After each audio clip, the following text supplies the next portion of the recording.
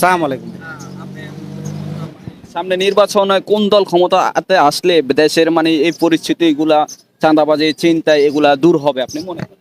আমি একটাই জানি যে দল জামাত ইসলাম, আপনার দেখেন যে আমলিকের লগে তারা ভোট করছিল, তারপর দেখা যায় বিএনপির লগে তারা ভোট করছিল। জামাতি ইসলামী দল মানে হচ্ছে অরিজিনাল দল, যে ভালো দল। তারা কোনো দেশের ক্ষতি চাইবো না, তারা কোনো ঘুষ খাইবো না। জামাতি ইসলাম মানে তো তাই, তারা পাঁচ ওয়াক্ত নামাজ পড়বো।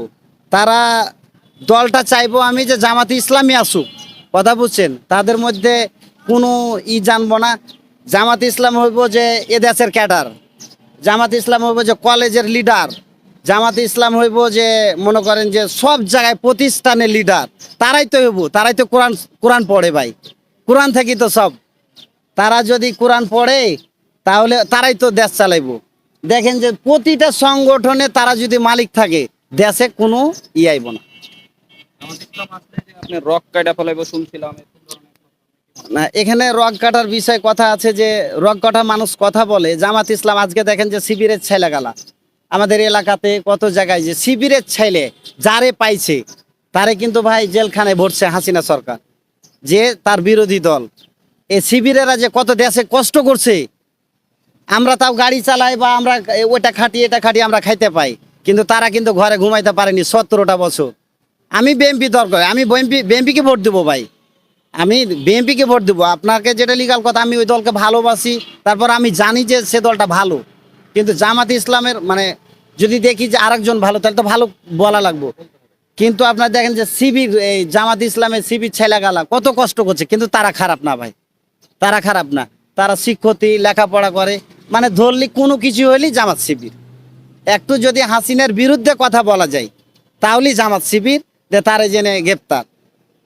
এ বাংলাদেশে কত কি কে কষ্ট করছে কই পারবো না। জামাত শিবিরের ছেলেরা সবচাইতে পৃথিবী বাংলাদেশের বুকে তারাই কষ্ট করছে বেশি। এটাই যে আমার বউ আছে, আমার মা আছে, আমার বোন আছে।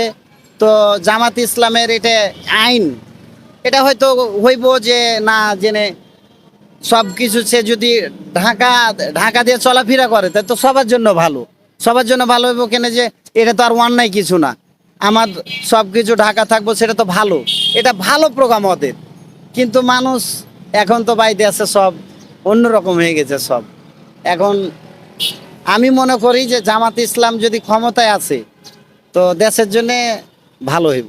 তো যাই হোক, আমি সেনাবাহিনীকে একটা ধন্যবাদ জানাবো যে সেনাবাহিনী দেখেন যে আজকে সে হাসিনাকে পালার সুযোগ করে দিয়েছে।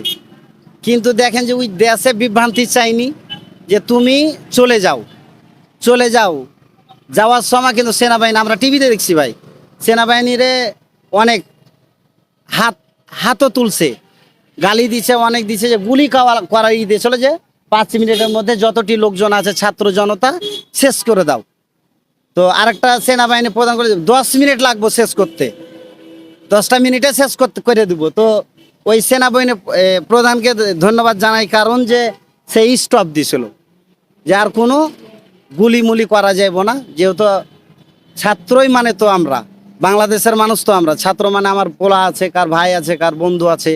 তো এই সব মিললে ধরেন যে সব মিললে আমি সরকার এই দেশের জন্য চাইবো। সবাই যদি দেখে থাকেন যে ডক্টর ইউনূস, সেনাবাহিনী, এবার দেখেন যে বিএনপির সব বড় বড় যারা লিডার আছে, সব কিছু মিললে, সব মিললে যদি একটা পরিবেশ আনে, সব দিক দিয়ে ভালো হবে। এখন দেখেন যে ওই কইব এ কথা, এ কইব এ কথা, তাহলে তো ঝামেলা। সব মিললে এক জায়গায় বয়ে যদি তারা সমাধান টানে তাহলে সব কিছু দেশের জন্য ভালো হবে।